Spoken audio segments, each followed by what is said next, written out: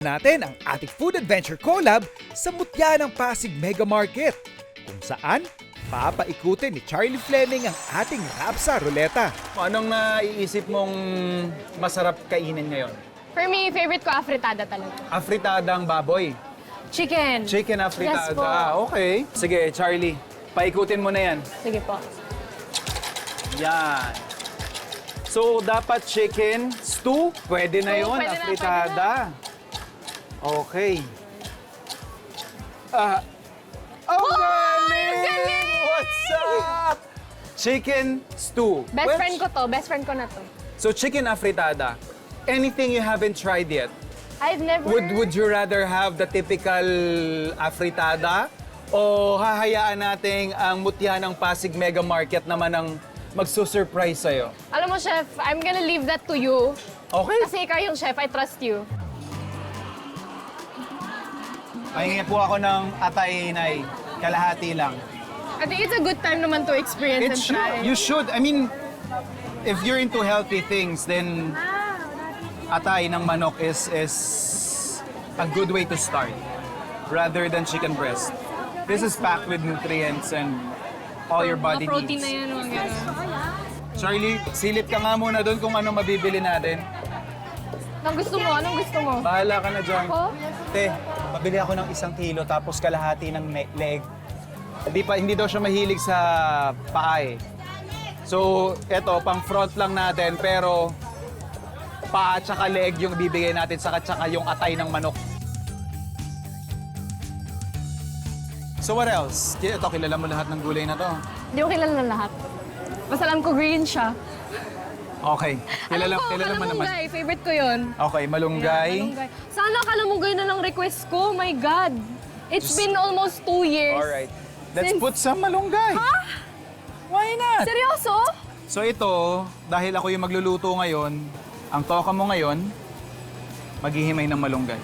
Sige, go. Kaya ko Okay. yan. Habang kinakarir ni Charlie ang pagpipitas ng malunggay, simulan natin ang pagluluto ng afritada by parboiling our chicken feet.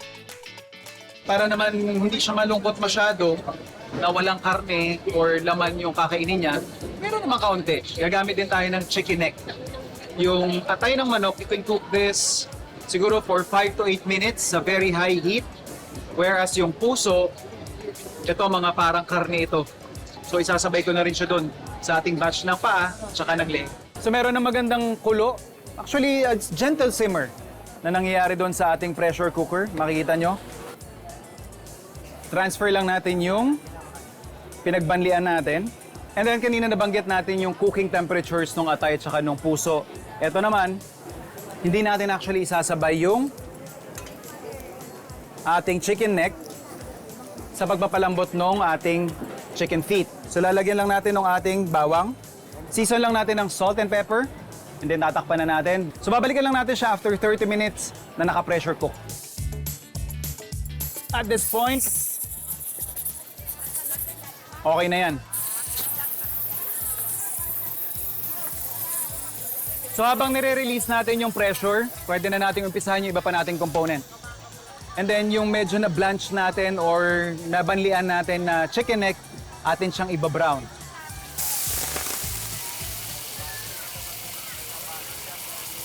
After that, lagay na natin yung ating tomatoes and onions. And then para lang din mas matingkad siya, para hindi naman maguluhan si Charlie, lalagay natin yung tomato paste. Magpapa-intensify nung redness ng ating afritada dish. So, sasatay lang natin ito. And then, ilalagay na natin yung stock ng ating chicken feet.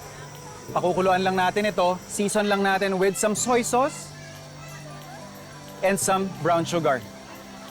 After that, lagay na rin natin yung ating patatas at carrots at atay ng manok.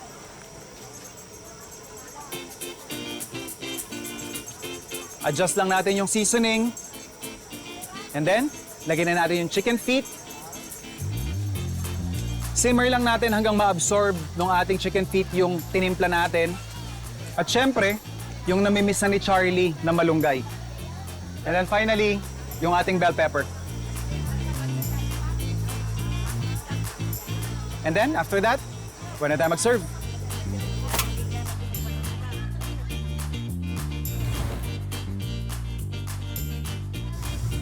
you requested a fritada. And I got you a fritada. Farm to table way. Oh my God! There's kalamunggay talaga!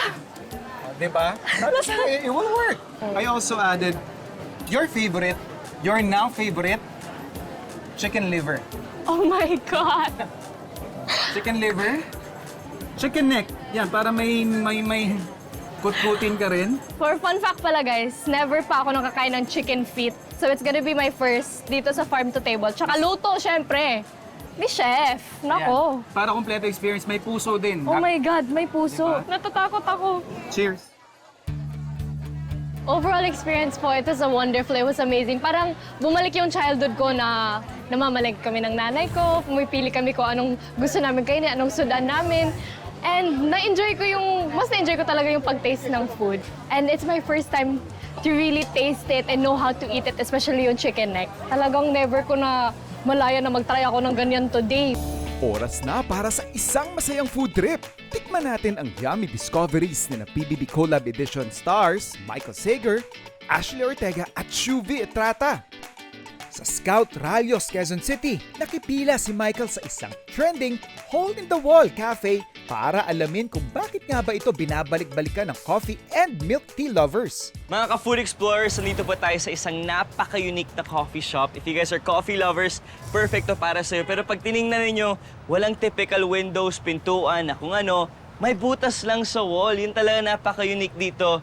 Dito lang kayo mag-order and nandito na lahat ng menu. Simple, aesthetic, minimal, and trending na trending ngayon yan online. Simulan natin with the tres leches. Ayan, number 1. And then the Chizu Caramel Macchiato. Number 2. At ito naman, masarap to dirty matcha, one of my favorites. So tikman natin ang dirty matcha nila. Ate, ito po ang number ko. Number 7. Here po, pagtatawagin po, ayan po yun. Ayan, okay. So ito po ang tatlong order ko. Sige po. Customer number 7, Ayun, 7. dirty matcha, Dirty matcha. Ganda. 3 leches, Tres leches. and the last one po is the Chizu Caramel Macchiato. Ayan, so tikman na natin. Let's start it off with the dirty matcha. Ako masarap yung matcha niya. Creamy. Tapos yung kape, ramdam mo din yung kick niya At tikman naman natin to. Itong macchiato. Yes. Masarap to. Gusto ko to. One of my favorite drinks to. Sa naman, ang tres leches. Sabi nila, Spanish latte inspired tong tres leches. This is their attack on the Spanish latte. Ako, one of my favorites din to. Ang sarap.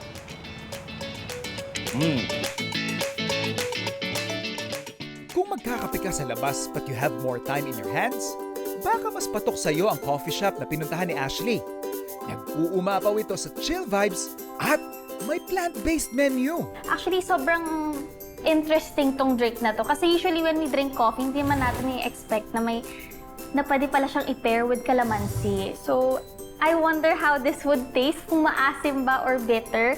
At saka itong mga food natin, itong mga sweets natin, usually nagigilty talaga ako pag kumakain ako ng sweets. But these are all vegan. Parang first time ko lang ata kumain ng vegan na dessert.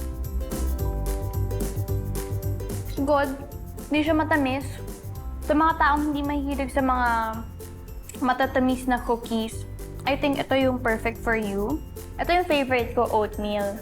Kasi when you say oatmeal cookies, medyo nakaka-less guilty kasi parang healthy oatmeal Pero ito vegan talaga. I think this is the best dessert sa mga taong magda-diet talaga. This one, cacao nib cookies. I like it. Out of the 3, parang ito yung pinaka-best for me. I feel like I'm drinking a cocktail. A cocktail coffee. Samantala, mahilig ka ba sa burger? Here are 2 unique burgers na panalo sa laki, panalo pa sa lasa. Guys, ang tawag daw dito UFO burger dahil nga mukha siyang UFO, sobrang laki. Oh guys ito yung burger, ito yung kamay ko. Kung i-compare natin yan, ay nako, mas malaki pa ang burger. Ano pang hinihintay natin guys? Sabak na tayo sa gera. Gawin natin siyang pizza. Pizza na siya, burger pa siya. Oh, guys.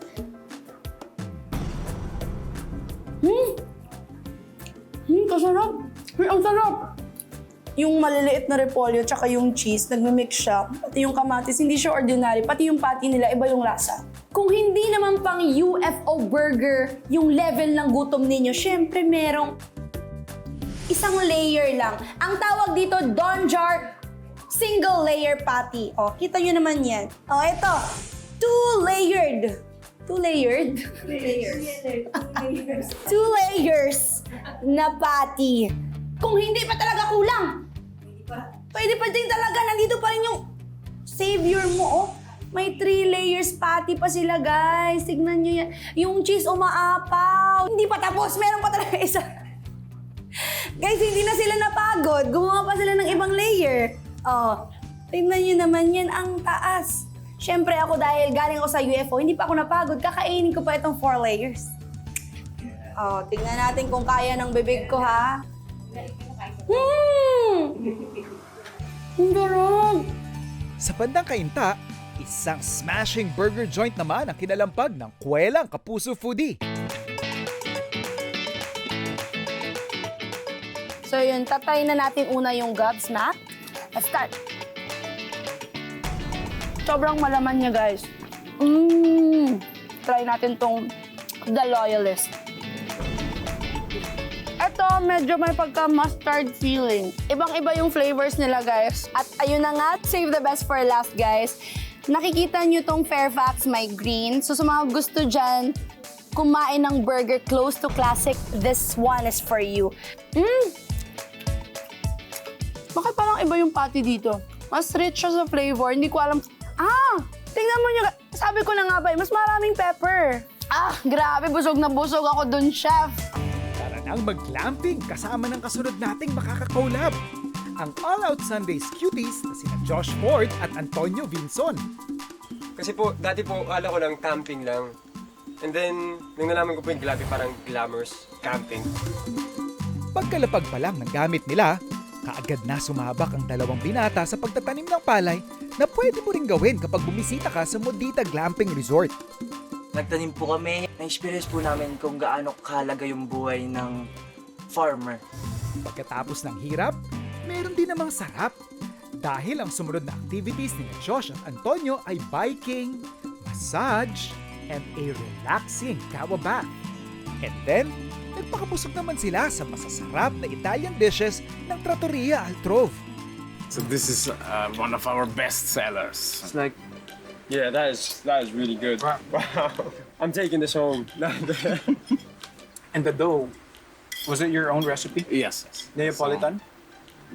Neapolitan style? Kind of. Is it Although- sourdough or No, not really? it's regular. Yeah, what is the black pasta? What? Squid ink? No, it's cuttlefish. Guys, try it. That's it.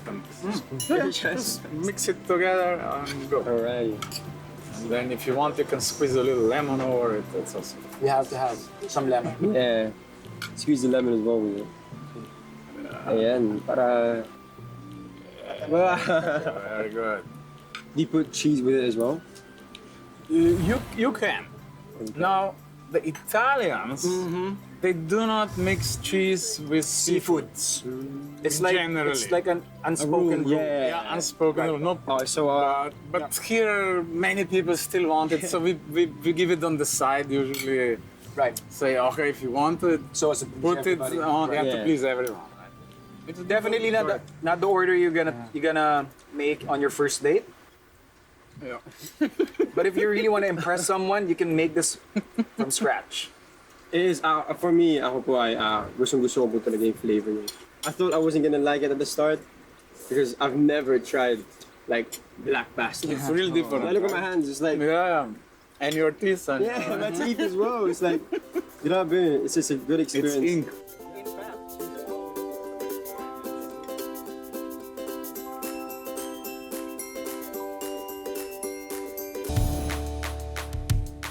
Hello Food Explorers! Ngayon, susubukan natin magluto ng Crispy Cajun Chicken Sandwich. Ngayon, isa sa mga natutunan ko na pag gumagawa ako ng chicken sandwich is, una is, pinapound ko muna yung chicken breast.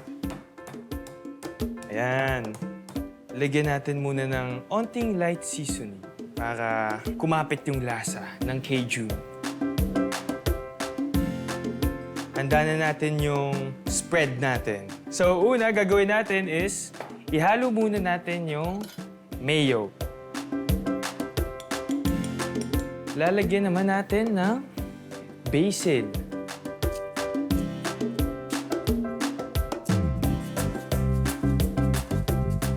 Lalagyan din natin ng garlic.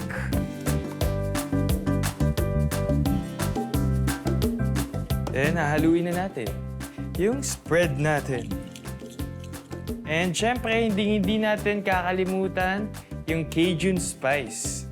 After natin ihanda yung spread natin, pwede na tayo mag-saute ng vegetables. So, ang ingredients natin dito is bell pepper, itong yellow, and yung red. And then, syempre, onion. Then, yung bell pepper naman. Syempre, di natin kakalimutan yung salt.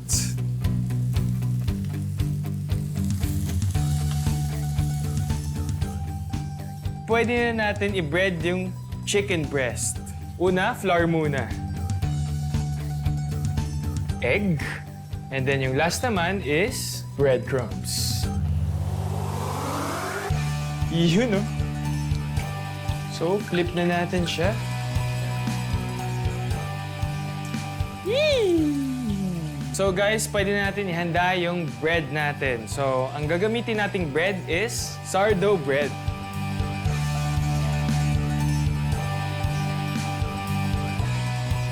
So sa tingin ko, ready na din tong sauteed vegetables natin. So ito na guys, ang pinaka-inaantay natin, ang assembly.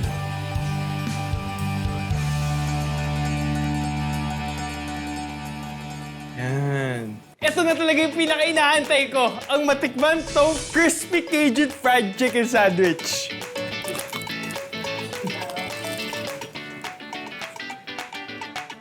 Mula sa mundo ng social media, a popular food content creator shifts to television para sumabak sa ating cooking showdown.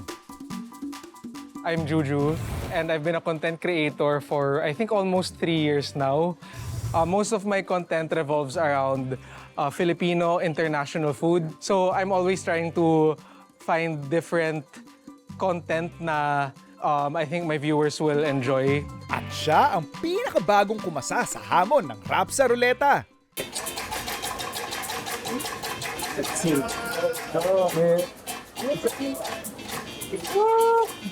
Talagang isda.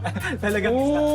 Sabi mo, at bumabalik. O, chicken. So we have chicken. Yes. Ang ating method of cooking. Ayan. Pwede. Kayang-kaya. Yes. Let's roll. Mamamalengke tayo. Yes. The best man win. Yes, sir.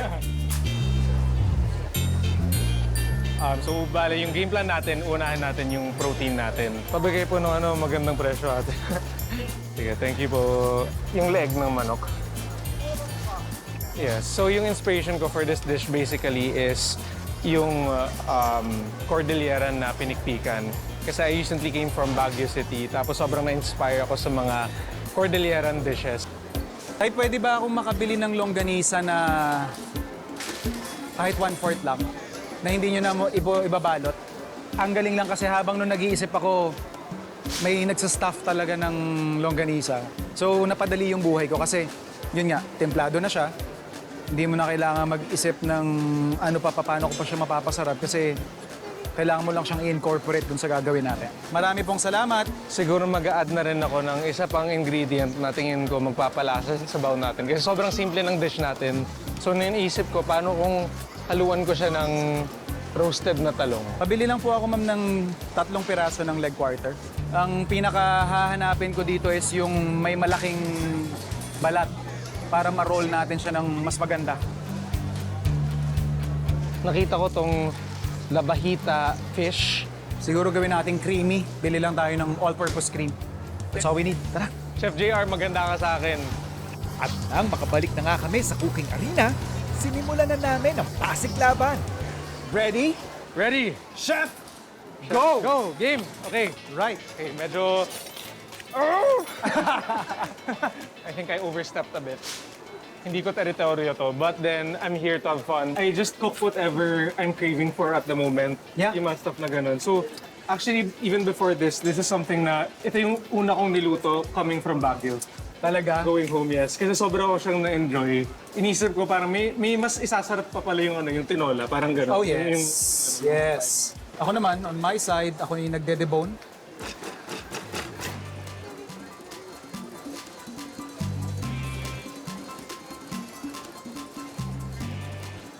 So mainit na yung pan natin. Sakto nilagyan ko na rin ng mantika. Pwede na tayo mag-sear ng ating chicken. So ngayon, isasalang na kagad natin to. Once the chicken has been burnt a bit, and I picked parts such as yung chicken head, chicken carcass, kasi ito yung mga maraming collagen dito, nanggagaling yung maraming lasa. Okay, so habang nag-roast yung ating mga chicken feet, maglalagay tayo ng wansoy, silid, garlic, ginger, konting onion leeks, or green onion. So tubig lang to. Yung flavoring ko dito would be yung yung patis. You would season it like you would tinola. So dito lang tayo maglalagay tayo ng konting patis since may alat na tayo from the dried fish. Tapos magdadagdag din tayo ng paminta.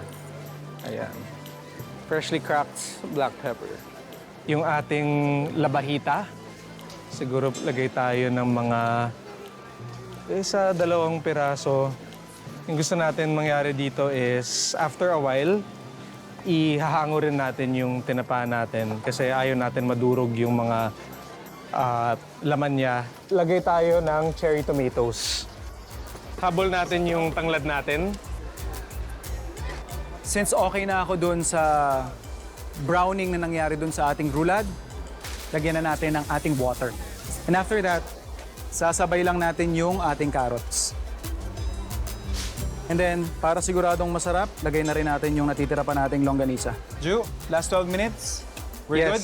Yes. Kaya, laban yan. Since okay na ako dun sa lambot ng ating carrots at saka ng patatas, imamash ko siya as part ng ating presentation. Lalagyan lang natin yan ng cream para mas lumalim at saka mas maging kaaya-aya yung lasa niya. Siya yung magiging pinaka-starch ng ating dish. Ay, chef, baka naman pwede makakuha ng cream. Sure. Kaming cream lang. Okay na. Thank you. Napakagalante ng chef Of natin. course, go. Thank you, chef. Walang, walang masamang competition dito. Yes, sir. Saya lang. Ibe-blend ko lang to, tapos dun ko siya ihahalo sa cream para mas maging maganda yung mouthfeel, mas maging silky siya. Ooh.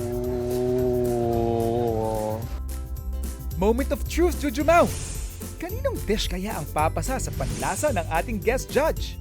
Ang karinderya owner na si Ma'am Liza. Wow! Hey. Nagustuhan mo naman siya, ma'am? Okay. Alright. Tikman mo niyo naman po yung isang putahe natin. Kamusta naman po yung pangalawa? Masarap din. Masarap din. Pero syempre, mamimili ako ng isa. Siyempre, ma'am. Pwede na ba akong pumili? Yes, ma'am. Ano pong mas nagustuhan ninyo? Siya. Oy! Okay. Bakit niyo po mas nagustuhan? Kasi paborito ko yan. Sumakto. Sorry, pare. Ma'am, ako po yung nagluto niyan. Okay, tama Pag na. ganyan yun, wala tayong laban pag ganyan. No worries.